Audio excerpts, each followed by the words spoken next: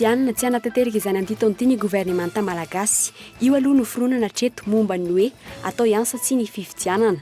Resaka enti-manana no antony io raha ny voalaza androany teny Mazoarivo.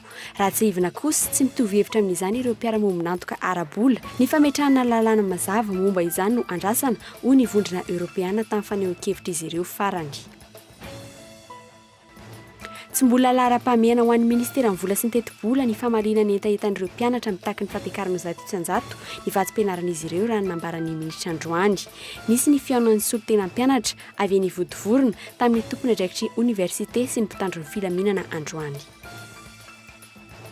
Kodare any Atsimo, ray volana 10 andro, 720 ireo dahalo voasambotra ary 720 kosa ireo lavim-balan'ny zandary. 3 ny dahalo ambony latabatra efa nigadra, be ny tanàna iray sy ny sekreteran'ny delege iray ary delege iray noho ny fanadiovana omby-alatra. Mbola mangataka iray volana sy vola fanampiny, ametrahana fandriampahalemana maharitra ny mpitandro ny filaminana. Farany any ivelany Rarao Proche-Orient, andro fahafolon'ny zera-bomba miseho any toerana nanaiky ny fampitsarana ny ady ny Hamas sy Israel tao anatin'ny fangatahany vondrona iraisam-pirenena. Fampitsarana ady mandritry ny adiny 5 ho fanajana ny maha-olona. Hatramin'ny 10 ora tany an-toerana, fanomboan'ny fampitsarana ady ny toy ihany ny fandarofana bomba. Ny andindinin'izay avy hatrany.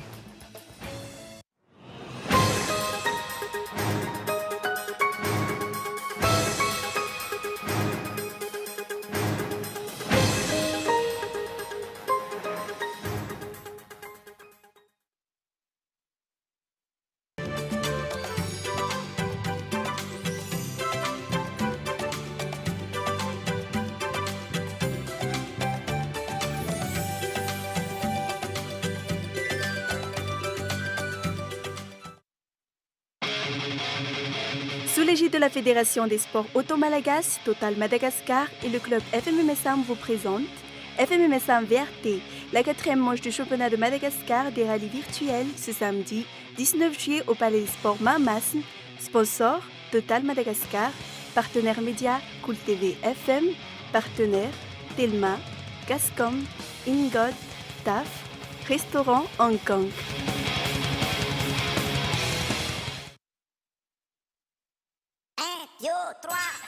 Fantatro fa en formula satria mampiasa formula madio tony la satria borosina amin'ny formula tiaro misy vaovao mahaso mahafinaritra zato amin'ilay zay mividy formula roa dia mahazo borosiny firay maimai-pona fianao nga ahoana ie tena maimai-pona arareo dia tsy isan'andro io fa voafetra ihany le fotoana mandehana takeden'izao hiazaka zao eny amin'ny varotra mahazatra anao makaroa amin'ny dentifrice dia mahazo ray amin'le borosiny formula.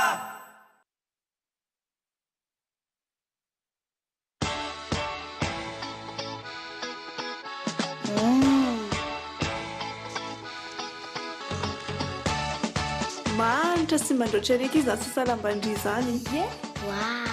Satria mampiasa vovon-tsavony maky sady mampalefaka ny hoditro. Ny lamba madio avy hatrany kely fotsiny dia ampy. Na ny vato koa zava-po mampiasa vovon-tsavony maky. Vovon-tsavony maky, ilay vovon-tsavony manala ny tasy rehetra.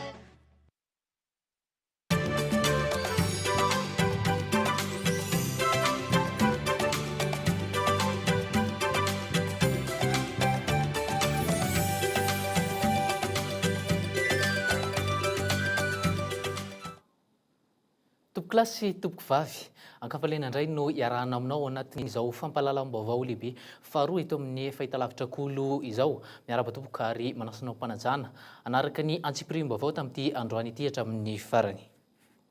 Ny pejin'ny politika avy hatrany ary mbola mampiayay mafy ny avitan'ny fifidianana amin'ity taona ity ho ny mpitondra tenin'ny gouvernemanta androany. Tsy mbola ampy ny oenti-manana anaovana izany raha nitatitra avy amin'ny gouvernemanta hatrany. Eo ihany koa ny fangatahana andro lava eo amin'ny fandaniana ny lalàna efa ity fifidianana ity na ny senita na ireo mpamatsy vola dia efa samy nilaza fa tsy tokony olana ny resaka vola. Vao aingana raha teo ny Prime Ministre Coly Roger no nilaza fa tsy maintsy atao amin'ity taona ity ny fifidianana. Any andindiny miaraka amin'ny Erinirina Arabary. Atao sa tsy ataony fifidianana, nazava androany fa mironany amin'ny tsy fanatanterahana izany amin'ity taona ity ny fampitambavao ny governemanta. Tsy mbola voafaritra ihany koa ny daty hanaovana ny fivoriana tsaram-potoana ny anteny miram-pirenena, andaniana ireo lalàna ifeny fifidianana sy ny tolo-dalàna ifeny teti-bola-panjakana na sipantsiana. Tsy mbola nampiantso izany ny governemanta nandritry ny filakevitry ny minisitra omaly. Ratsaivina, androany ny daty efa eny teny amin'ity andrim-panjakana mpanao lalàna ity fa tokony nanatanterahana izany. Ankoatra ny tsy fahatomombanana eo amin'ny resaka lalàna, olana ara-bola no antony goavana tsy mbola ahafahana mirosa amin'ny fifidianana raha nitatitra vao amin'ny governemanta io maraina io tsy mahazo arivo. Zahery dia tsy afaka mamaritra antsika ny daty hoe tsy maintsy amin'ny volana zao ny fifidianana kominaly fa ny fametrahana lalàna fototra io aloha no tena zava-dehibe sy maika ho an'ny fitondram-panjakana mialohan'ny irosoana amin'ilay fifidianana. Mahakasika ny mpamatsy vola na dia ny vola notonony zareo arany tsy ahafahantsika mamita ny fifidianana. Etsakilany anefa, ratsaivina, na ny senita na ireo mpamatsy vola dia efa samy nanamafy fa tsy olana ny resaka ara-bola ho an'ny fanatanterahana ny fifidianana amin'ity taona ity. Mbola ampy anatanterahana izany ny tahirim-bola ny PASEM, saingy mila apetraka mazava ny fandaminana raha nambarany solotena ny vondrona Eoropeanina eto amintsika nandritra ny fankalazana ny fetim-pirenena malagasy farany teo. Ny fametrahana ny lalàna mazava momba izany no angatahan'izy ireo. La première question qui doit être réglée, c'est le cadre législatif pour les élections communales. Et ça, c'est le travail, évidemment, du... Ny fahatomombanana ny lalàna amin'ny feny fifidianana kominaly no tokony ataon'ny governemanta lara-pamena. Tokony hisy fandraisana anjara ara-bola avy amin'ny ihany koa. Fandraisana anjara amin'ny fifidianana telo no afaka ataon'ny vondrona Eoropeanina, tsy olana ara-bola, arak'izany ny fanatanterahana ny fifidianana kominaly. Prendre l'initiative, c'est au gouvernement d'abord pour régler, pour fixer toutes les règles et la législation nécessaire pour les communales. C'est pas une question de financement. Fiemorana sy fangatahan'andro lava tahaka izao hatrany no hita rehefa miresaka ity fifidianana kominaly ity. Izao dia fantatra fa tsy maintsy hisy indray ny fiaonam-be-pirenena karakarainy ny ministeran'ny atitany ataony 1 sy 2 ny volana jolay izao mba handaniana ny hevitra tian'ny mpanao politika vitsivitsy apetraka hifeny fifidianana eto. Misy mihitsy aza ireo milaza fa kajy politika avokoa izany rehetra izany hamafiorina ny fanjakana. Mipetraka ny fanontaniana manoloana izany. Iza no manana tombontsoa amin'izao fiamorana lava reny izao? Makasika indrindra izay tontolon'ny politika izay hatrany dia nanova fomba fiasa ary naneho fisokafanana tamin'ny mpanao gazety ny governemanta. Nanomboka androany ary niaona tamin'ny mpanao gazety ny mpitondra tenin'ny governemanta hanao tatitra ny zavatra tapaka tao anatin'ny filan-kevitry ny ministra androany. Ny ministry ny mponina sy ny ministry ny asa tanana no nanao ny tatitra ny resaka fananantany, ny fanatsarana ny lafin'ny fandrarahana ary ny fanendrena ny mpiasam-panjakana ary ny zava-misy any atsimo no niompiona izany tatitra izany. Fa eo amin'ny tontolon'ny fampianarana kosa indray tsy mbola lahara-pahamehana ho an'ny ministera ny vola sy ny teti-bola ny famaliana ny etaetan'ireo mpianatra mitaky ny fampiakarana ho zato isan-jato ny vatsim-pianarana izay takin'izy ireo naranambarany ministra androany. Nisy ny fiaonan'ny solotenan'ny mpianatra avy ny vontovorona tamin'ny tompon'andraikitry ny université sy ny mpitandron'ny filaminana androany hatrany. Ezekilan'izay anefa isan'ny takin'ireo mpianatra ihany koa ny anoloana ny mpandraraha tserasera miantoka ny connexion internet eny amin'ireny université ireny. Ny andindiny miaraka amin'ny Zorokotondrina.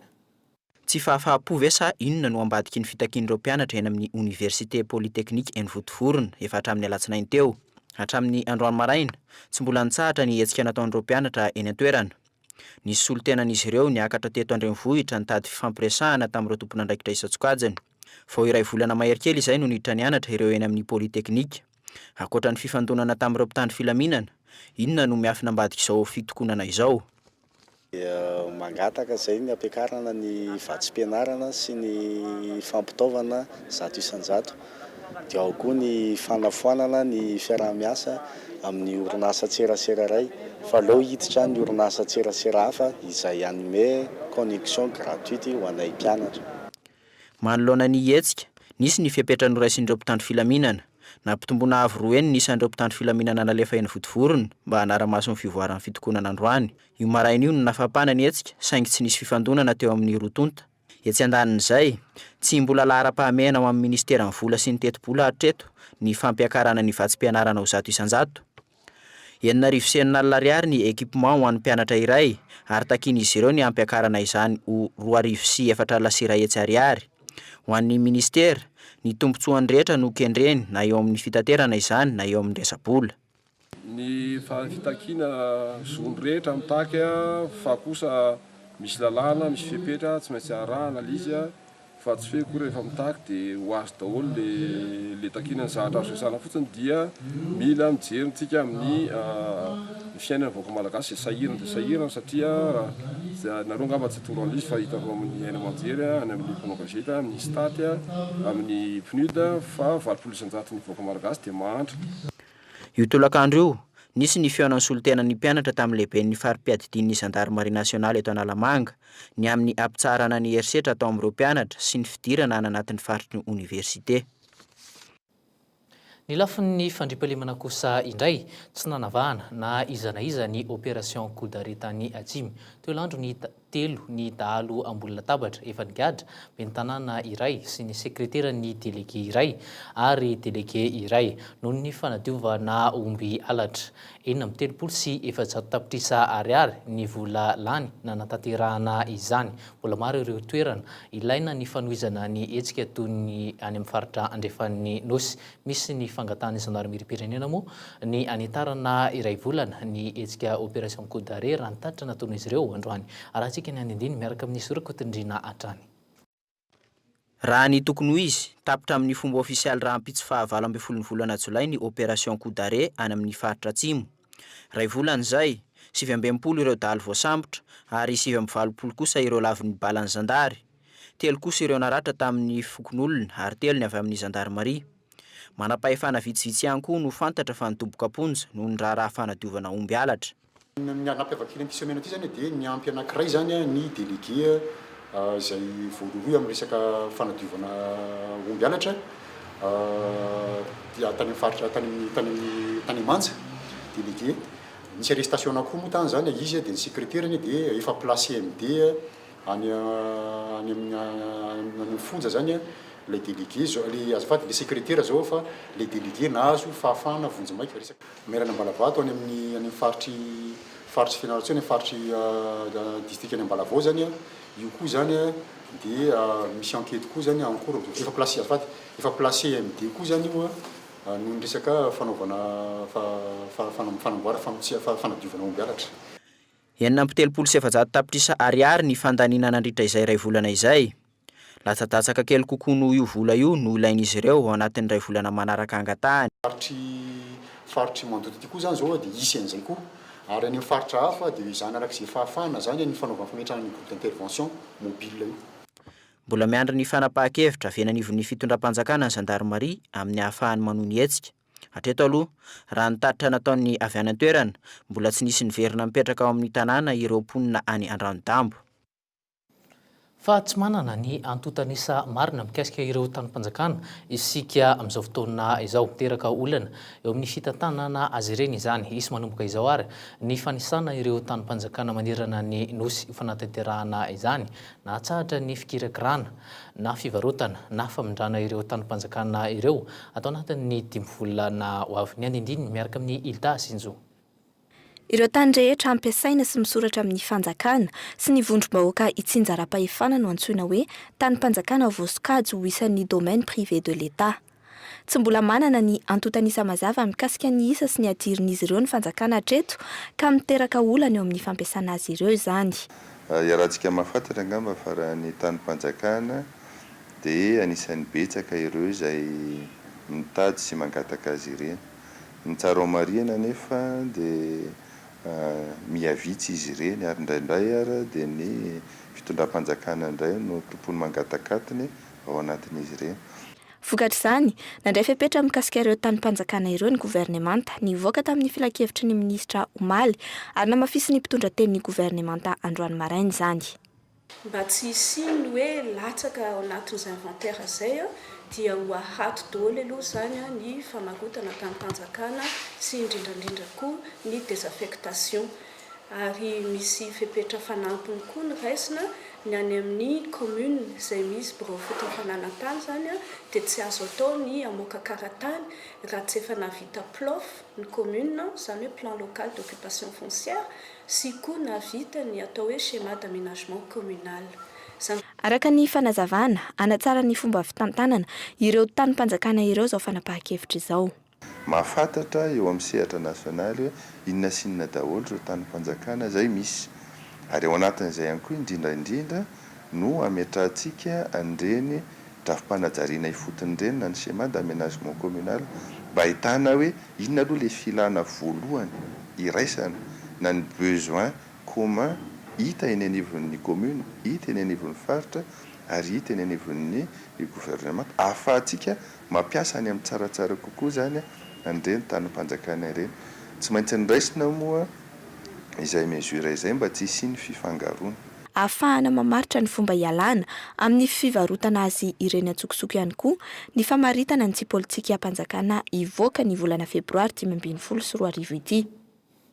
Iresaka kosa isika makasika ny toe-karena efa voarain'ireo mpanjifa manana petrabola eo anivon'ny banky BICM ny ampahany voalohany amin'ny petrabolan'izy ireo ao amin'ity banky ity. Mbola andrasana kosa nefa ny ampahany faharoa sy fahatelo tsy fantatra izay olona namerina ny volan'ireo mpanjifa ireo raha ny nambarany filohan'ny fikambanana. Nitondra fisaorana kosa ho an'ny fitondram-panjakana mijoro ankehitriny n'izy ireo androany. Ny andindiny miaraka amin'ny Niandorina Rasoa. Ny 17 jona farany taona nanomboka nahazo ny ampahany amin'ny petrabolany tao amin'ny banky BICM ireo mpanjifa misy 704 mahatratra 300 io ampahany voalohany ny fanarahan'izy ireo tamin'ny liquidateur ny fandray tamin'izy ireo mivantana. Raha tsy ahiviny mahatratra 10 miliara ariary ny fitambaran'ny volan'ireo olon-tsotra manana petrabola ao amin'ny BICM. Mbola manany fahazony 100 ny volany ihany anefa ireo mpanjifa. Raha 3 millions zany no eo amin'ny 3 millions zany volako tany dia ny premier tranche voaraiko zany zao eo amin'ny 900 000 dia efa nanome toky izy tamin'ny alalan'le relevé bancaire hoe ho alohany amin'ny totalité le izy zany fa ho alohany amin'ny hoe ataony 3 tranche zany dia izay moa zany efa mifampidinenay teto hoe le fomba andoavany azy aloha zany tsy dia mbola tsy hoe nasianay olana hatreto fa hoe le any amin'ny farany zany hoe ho azo amin'ny 100% zany amin'ny totalité zay zany no ho andrasanay mpikambana rehetrarehetra eto zany. Mifanelanelana ray volana ny fantatra fa andoavan'ireo ampahany telo ireo. Andrasana afaka 10 andro araka izany ny ampahany faharoa izay mbola tsy voafaritra hoe firy isan-jato ny petrabola. Tsy voafaritra marina ihany koa izay olona nandony volan'ireto mpanjifa ny BICM ireto. Ny fitondram-panjakana nitondran'izy ireo fisaorana androany. Ny information aloha eo am-pelantananay dia mazava be. Rehefa nakatona le banky dia ny liquidateur no interlocuteur anay voalohany. Dia ny liquidateur zany no mifampiresaka taminay hatramin'izay ka hatramin'izao. Zay zany tsy fantatra, tsy manana information an'izay any ambadika any zay hoe iza no nandohan'le vola fa rehefa nitaky zay dia amin'ny anaran'ny fitondram-panjakana ny takina ihany le izy. Dia eto zany zay dia mamerina ny fisaorana ny fitondram-panjakana rehefa ohatra ka namaly an'izay fitakiana izay izy. Ny talen'ny kabinetra ny fiadidinan'ny Repoblika Henri Rabarinjaka no niaona tamin'ny solotenan'ireo mpanjifa ny 20 Mey farany teo nananganana ny komite teknika ny sana ny famahana ny olan'ny mpanjifa ny BICM. Miandry amin'ny 17 ny volana Jolay ho avy izao indray araka izany ireo mpanjifa ny BICM ireo. Raha tsy ahiviny tamin'ny 17 ny volana Aprily teo no nikatona ny banky BICM. Vaovao mahakasika ny fitantanam-bola eo amin'ny mpamaranana ny famolavolana ny lalàna mifehy ny teti-bolam-panjakana izay nasipantsiana ho an'ny taona 2024 ny ministeran'ny vola sy ny teti-bola raha ny nambaran'ny ministra androany. Ny fifandraisan-dahatra natao tamin'ireo mpamatsy vola no anton'izao fahatarana izao raha ny nambaran'ny adrany. Misy kosa nefa ny fepetra noraisina amin'ny fampiasam-bola ilaina maika eny anivon'ireo ministera nesy ny fampiofanana mahakasika indrindra ny fitantanana ireo fananam-panjakana eny anivon'ny ministera sy ireo ratsamangaiky manomboka androany. Ny andindininy. 5 amin'ireo ministera sy andrim-panjakana misy araky amin'ny 10 eto Madagasikara ihany no mahavita manamarina nampiasan'ireo volam-panjakana araka ny tokony ho izy. Araka ny voafaritry ny lalàna velona, tsy maintsy voamarina ny antony nampiasana sy ny olona nampiasa ny volam-bahoaka izay mivoaka avy eo amin'ny kitapom-bolam-panjakana tantany ny ministeran'ny vola sy ny teti-bola. Tsy fahampiny ny fahaiza-manao eo amin'ireo sapan-draharam-panjakana no nambaran'ny ministry ny vola sy ny teti-bola fa antony tsy ahafahana mampangarahara ny fampiasana ny volam-panjakana. Nisy arak'izany ny fampiofanana nomen'ireo mpiasa eo anivon'ireo sapan-draharam-panjakana ireo izay atao androany sy rahampitso. isy ny fepetra amin'ny fanaraha-maso aorian'izao fiofanana izao. Fanarahana izy zany raha ohatra ka tsy vita le izy raha ohatra zany tsika maka service anankiray ka misy service anankiray nividy ordinateur ohatra tamin'ny herintaona ka tsy hita tsara ny fomba fiteny zany traçabilité miaratsy ny teny baika ao anatin'ny comptabilité matière dia raha amin'ny titonty izy hividy zavatra dia tsy afaka mividy zavatra izy raha tsy hita mazava tsara hoe lasa izy izy toa izy amin'ny tantana azy. Mahakasika ny lalàna amin'ny feno teti-bola-panjakana na sy mpantsiana kosa, eo am-pamaranana ny famolavolana izany ny ministera ny vola sy ny teti-bola amin'izao fotoana izao, raha nambara ny minisitra androany. Hatreto, fanampiana mivantana hatramin'ny 50 tapitrisa dolara no nandrasana mba hampidirana azy ao anatin'io lalàna io.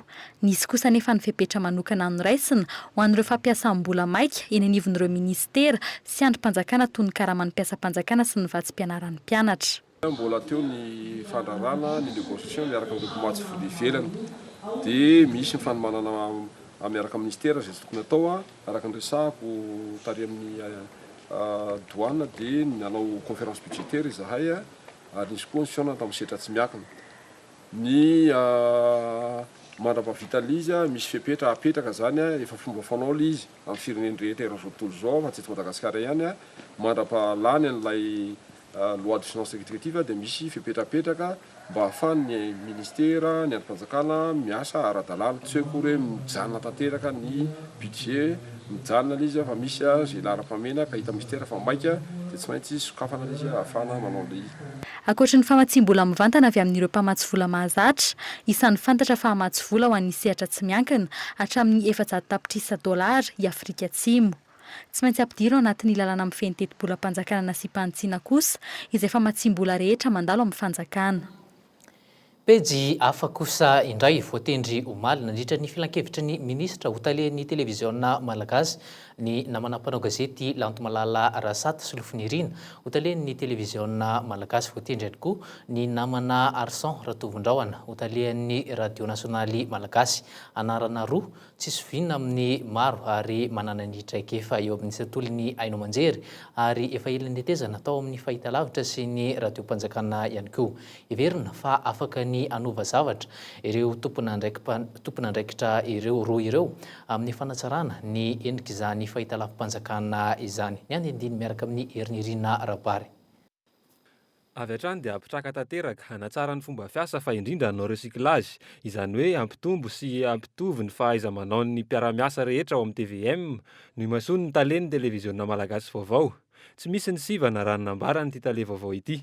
Fa efa nresaka kosa hoe ilaina amin'ny filoham-pirenena ohatra ny teny hoe ilaina ny sokafantsika alao mba hoeny ny feon'ny vahoaka isorako amin'ny filohan'ny republika zany zavatra zany Andriamatoera Jodar Mampelna fa nanaiky izy. Hitanareo miverina zao le émission sarika, le émission politique. Tsy natao hoe anasoavavana vahoaka hoe fanjakana io, tsy natao hoe anindraindrana anazy fa au contraire. Ilazany fanjakana hoe misy an'izao isaky ny départementa ohatra dia manazava. Zany tsy manasoaso mihitsy zany. Raha misy zavatra avoakan'ny fanjakana zoanay ny mampafantatra an'izay amin'ny vahoaka. Satria tadio fa ny vahoaka no mandony karama mampiasa-panjakana. Normal zany zay zavatra zay hoe manea ny le vaovao amin'ny vahoaka ary tena zava-dehibe amin'izy dia hoe zay mampianatra manabe amin'ny vahoaka ihany koa.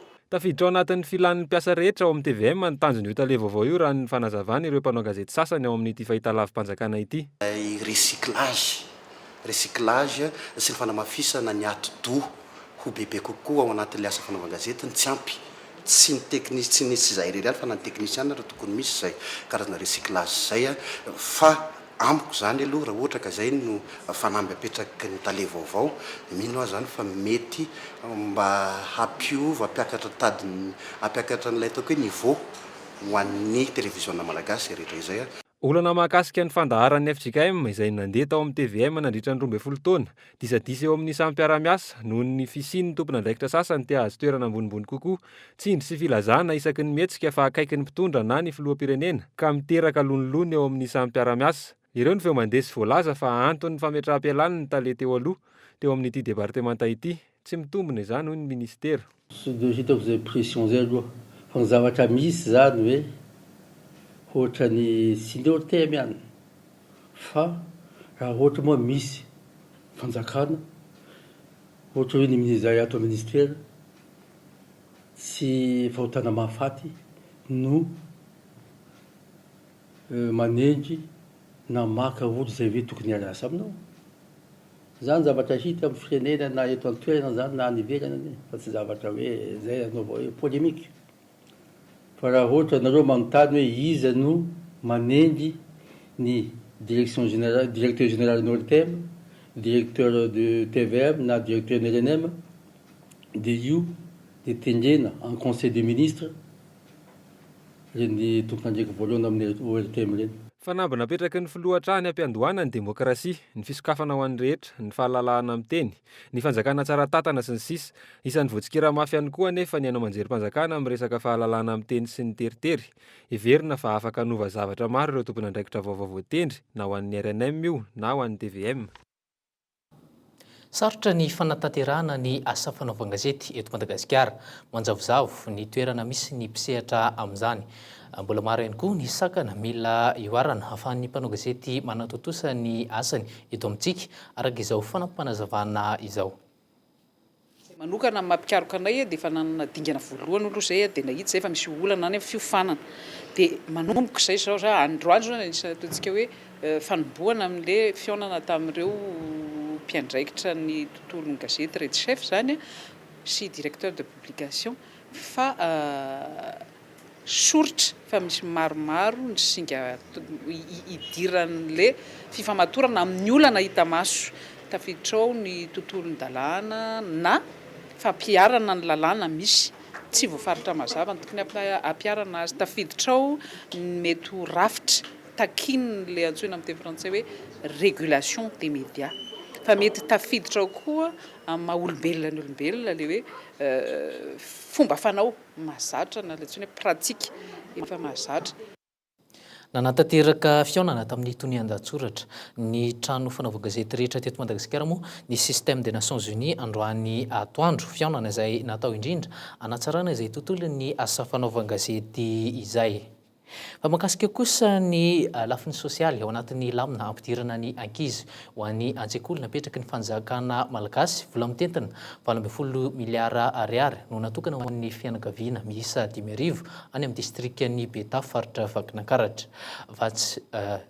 Vatsinankonana fanasoavana ny mpiarabelona amin'ny fampianarana sy ny fahasalamana ary ny fanajari-tsakafo nosokafana tamin'ny fomba ofisialy tany Betafo omaly ny tetikasaka ny volana septambra ho avy izao no andraisan'ireo voafantana ny vola voalohany. Arahantsika ny andindininy. Ireo fianakaviana tena sahirana mananjanaka latsaka ny 10 taona no azo vatsinankonana mandritra ny 3 taona. Lela vola 2 alina ariary isam-bolana no raisin'ny fianakaviana iray ary isaky ny 2 volana no andraisana izany. Olona 4 isaky ny fokotany tsirairay miaraka amin'ny fidy no iandraikitra ny fanomezana sy fanaraha-maso ireo vola ireo. Ny sefy fokotany, ny solotenan'ny ministeran'ny fahasalamana sy ny fanabeazam-pirenena ary ny eo anivon'ny Instat. Ny fokotany Ambohiambo no nofidiana isantarana izany taorian'ny lanonam-panokafana omaly. Ny ady mpivelomam-ponina eto dia mpambolo sy mpiopy 100 isan-jato. Tatsa zany ny tena marina tatsa izy. Izy zany amin'ny ankapobeny dia ny olona hitako hoe sahirana ara-pivelomana maro anana kanefa maro koa nefa tsy manana fahefana entona manatanteraka le fampianarana.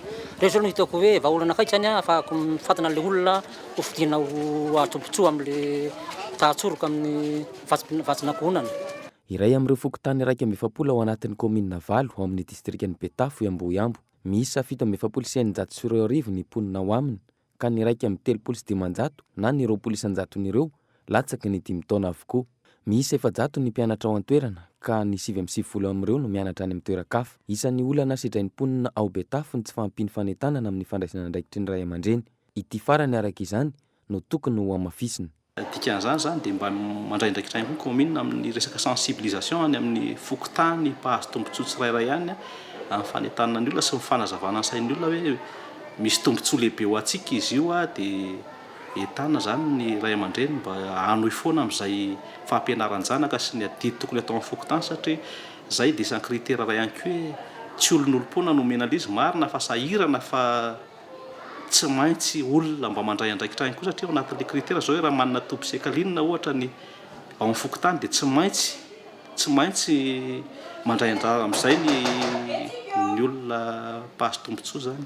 Fanomboana ihany ny eto Betafo isokatra amin'ny faritra hafa ary eo izana enika ny nosy ny hetsika fanasoavana ny mpiarabelona, fanampiana ireo ray aman-dreny amin'ny fampianaran-janaka eo amin'ny fahasalamana ary koa amin'ny fanjarian-tsakafo no tanjona amin'izany. Ankoatr'izay, misy paikady volavolain'ny ministeran'ny mponina ampaharitra ny tetikasa ary ahazoana vokatra azo tsapain-tanana.